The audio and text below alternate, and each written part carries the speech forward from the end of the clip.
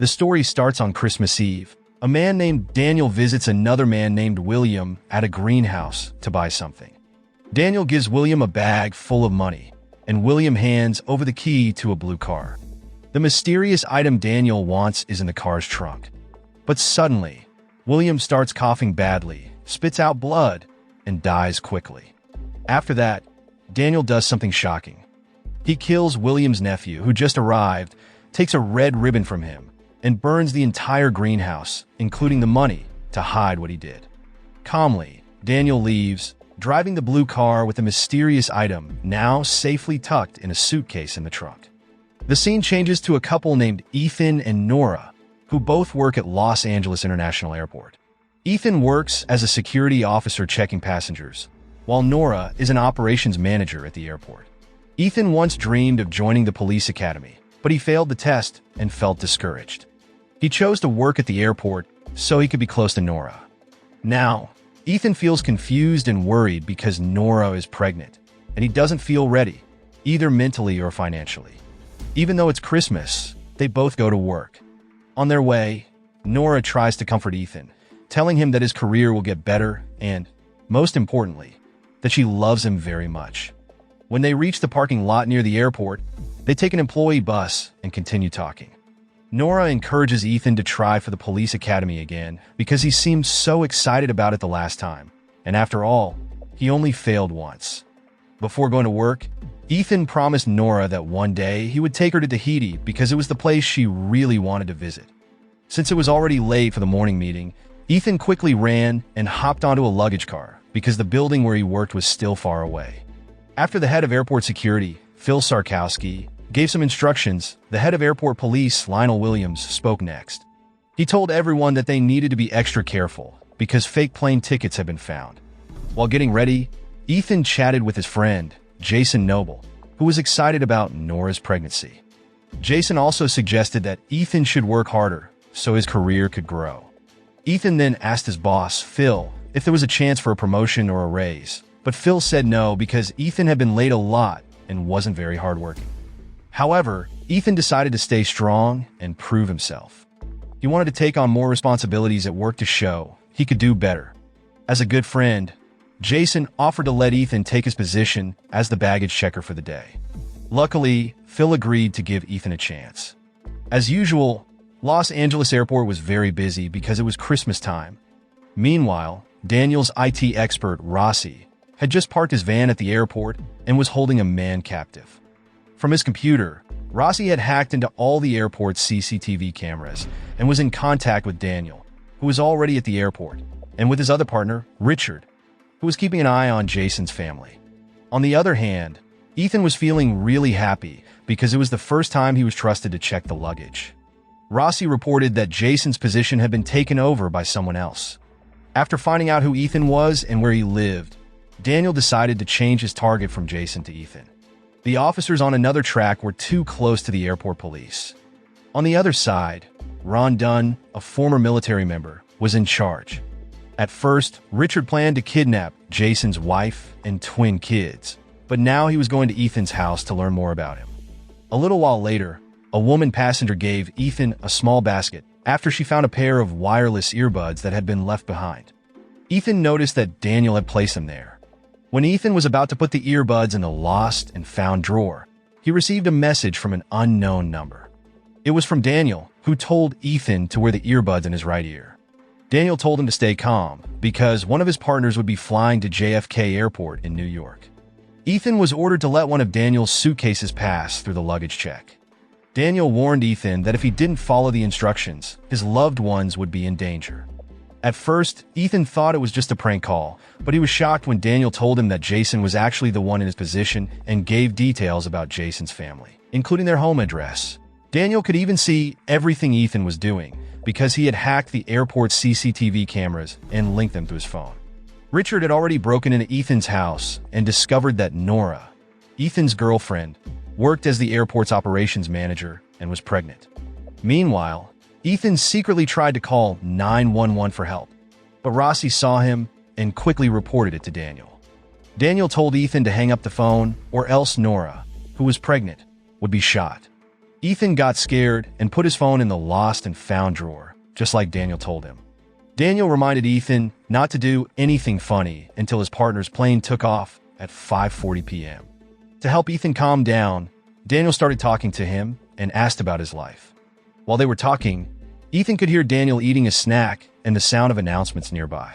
Ethan then tried to send a message using the voice record feature on his watch, saying that whatever Daniel was trying to smuggle wouldn't make it through security. But Rossi heard the conversation and told Daniel. Daniel forced Ethan to delete the message and put his watch in the lost and found drawer. After warning Ethan twice, Daniel made it clear that there would be serious consequences if Ethan didn't behave. On the other hand, Detective Elena from the LAPD arrived at the greenhouse fire. Her partner told her that William was part of the Russian mafia, known as Bratva.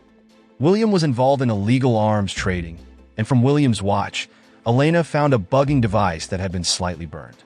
Elena took the device to the LAPD's IT expert, Herschel, to fix it. However, because the device was so damaged, all they could hear was a broken and unclear sound. At the airport, Daniel kept talking to Ethan and asked about his job. Ethan explained that he always wanted to be a police officer, just like his dad, but both of them failed the police tests. Ethan's dad ended up working as a driver. As they were talking, Ethan started hearing different sounds around Daniel, like broken items, a crying baby, arcade games, and finally, he found Daniel happily eating snacks in a cafe. Soon, Ethan stopped the luggage conveyor, saying there was a suspicious bag.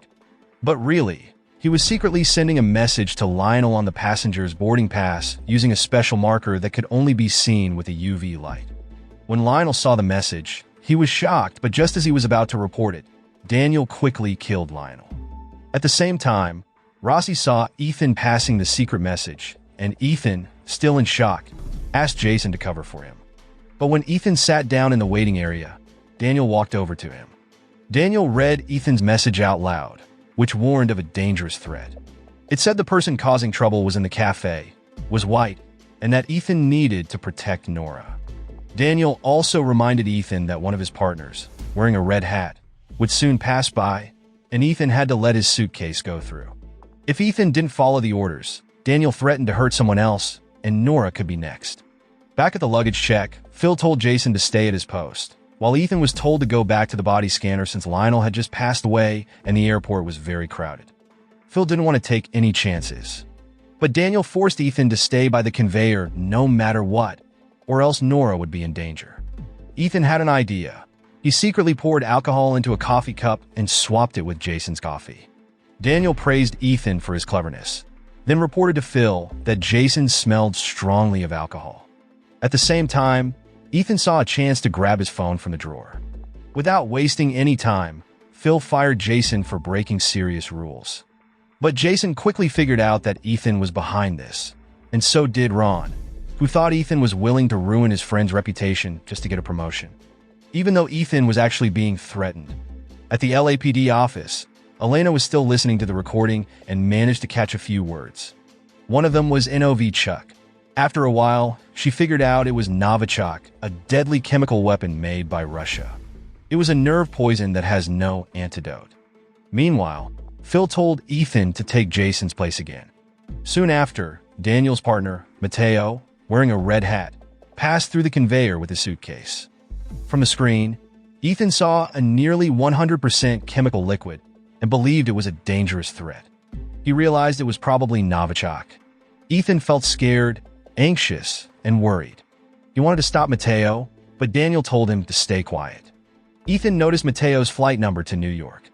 Overwhelmed by anxiety, Ethan went to the bathroom and threw up. Daniel came over to him calmly and said that he was going to kill 250 passengers on that plane.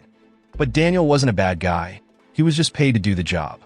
He explained that the suitcase contained Novichok, a nerve poison that causes internal bleeding and destroys organs instantly.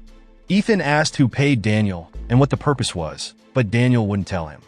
Before leaving, Daniel took Ethan's phone and told him to stay quiet until the plane took off. As usual, Ethan had lunch with Nora, but little did they know, Rossi was watching them and listening to their conversation. Nora noticed that something was off with Ethan's behavior that day.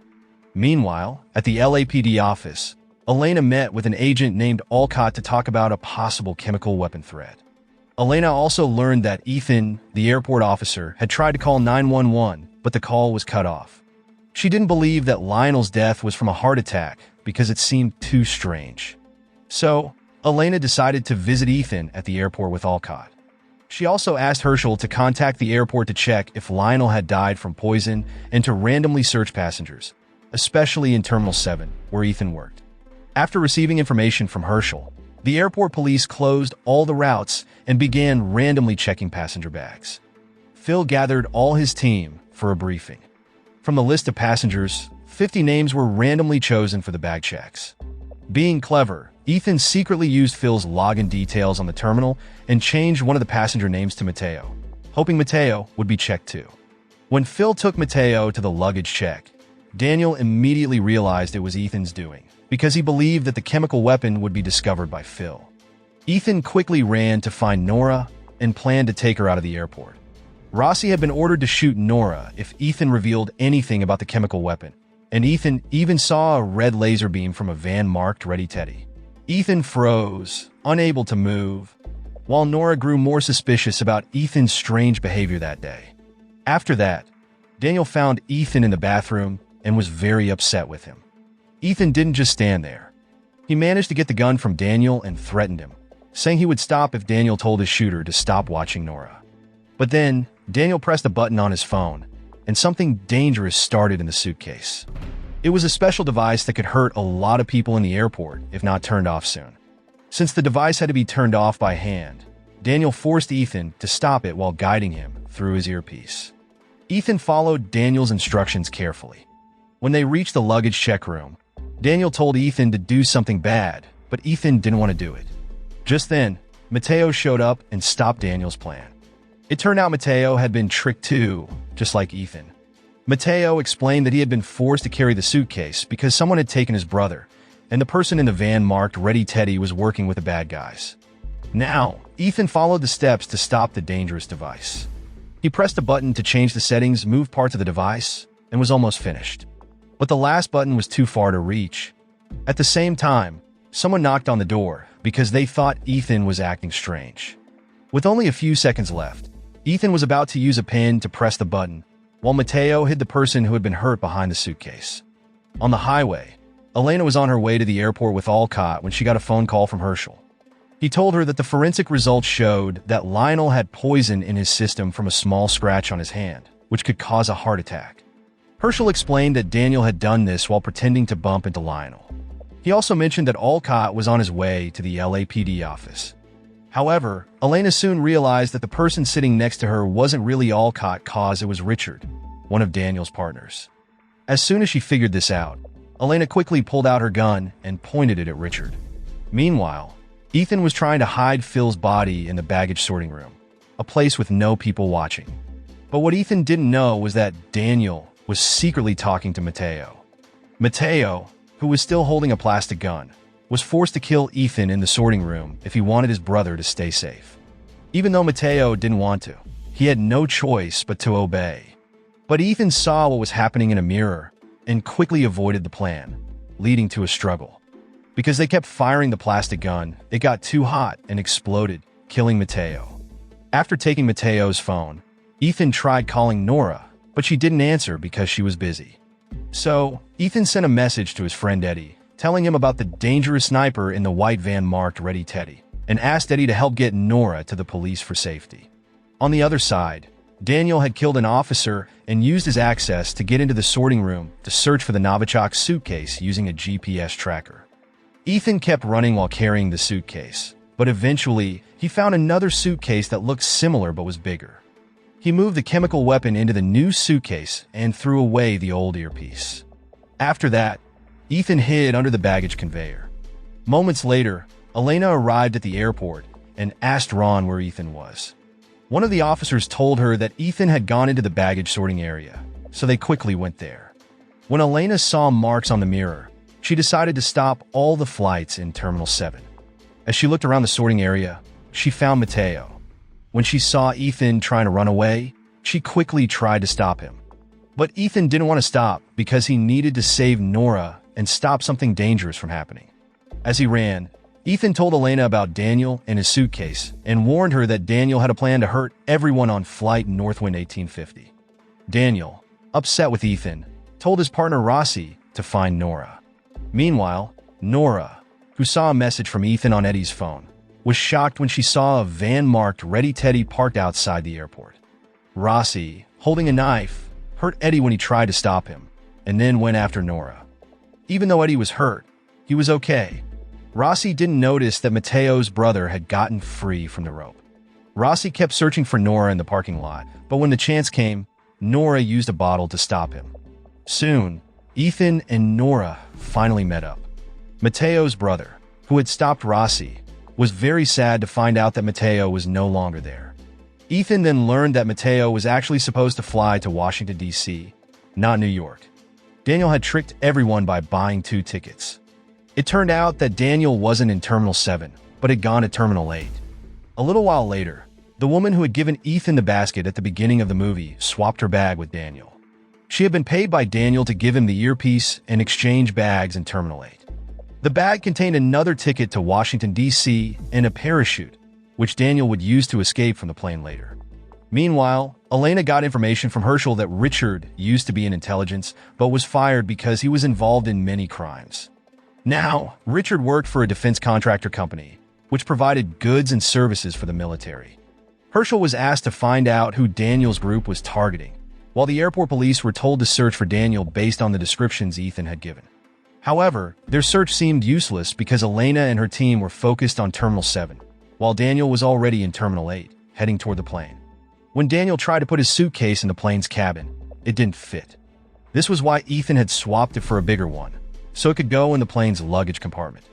On the other hand, Ethan and Nora talked about Daniel's flight, and luckily, Ethan had written down the luggage code on Daniel's suitcase.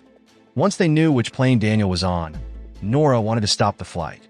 But Ethan stopped her because if they stopped the flight, Daniel would activate the Novichok and everyone on board would still die. Ethan, knowing how to turn off Novichok, believed that his suitcase was already in the plane's luggage. So, Nora was asked to tell Elena to let the plane take off, as Ethan had a plan to handle the Novichok. Herschel then told Elena that there was a passenger being guarded by several people. The passenger was an American Congresswoman, Grace Turner, who was fighting for the Democracy Protection Act, which was at risk. However, the government wasn't supporting the law. Daniel and his group were hired by a defense contractor to smuggle the Russian-made Novichok chemical weapon with the goal of killing Grace Turner and all the passengers on the plane, to create tension between America and Russia. Grace's death was expected to force the U.S. government to pass the law. America would blame Russia, since Novichok came from there, and the idea was that this would lead to a war which would benefit the weapons producers. After finding out which plane Daniel was on, Elena planned to stop the flight. Luckily, Nora arrived just in time and told Elena that Ethan had a secret plan to turn off the Novichok, because that was the best way to save everyone on the plane. Flight 0610, with Daniel and Grace on board, was about to take off, but Ethan was speeding along in a baggage cart and managed to get into the plane's cargo hold. Once inside, he found his suitcase and quickly changed the chemical weapon to manual mode. Daniel, who had realized Ethan was in the baggage, sneaked into the cargo hold when the flight attendants weren't looking. Soon after, Daniel shot Ethan in the leg, and the pilot, seeing this on the CCTV cameras, decided to turn the plane back to Los Angeles Airport because of the dangerous situation. Panicking, Ethan quickly placed the suitcase in a cool storage compartment. Daniel thought Ethan had given up, smiling and mocking him, but it was part of Ethan's plan. Ethan had already taken one of the Novichok tubes. He pushed Daniel into the storage, broke the tube, and locked the door. The poison caused Daniel's own death. When Ethan came out of the cargo hold, the police surrounded him. But Elena, knowing that Ethan was a hero, told the police to let him go. Ethan reported that Daniel was dead, and the Novichok was in the compartment. Elena immediately ordered a special team to secure the Novichok and evacuate all the passengers. She praised Ethan's sharp instincts and, after his injuries healed, asked him to meet her. A year later, during Christmas, Ethan, Nora, and their baby were getting ready for a vacation to Tahiti, just like Ethan had promised Nora. Ethan and Jason's friendship had improved, and before walking through the metal detector, Ethan almost forgot to put his LAPD badge in the tray. It showed that Ethan had reached his dream of becoming a police officer, using his sharp instincts to solve cases. The film ends. The moral lesson from this film is if someone gives you earbuds and tells you to smuggle a suitcase, just pretend you're allergic to both. And remember, Christmas isn't complete without dodging explosions, poisoning, and running away from angry people in red hats.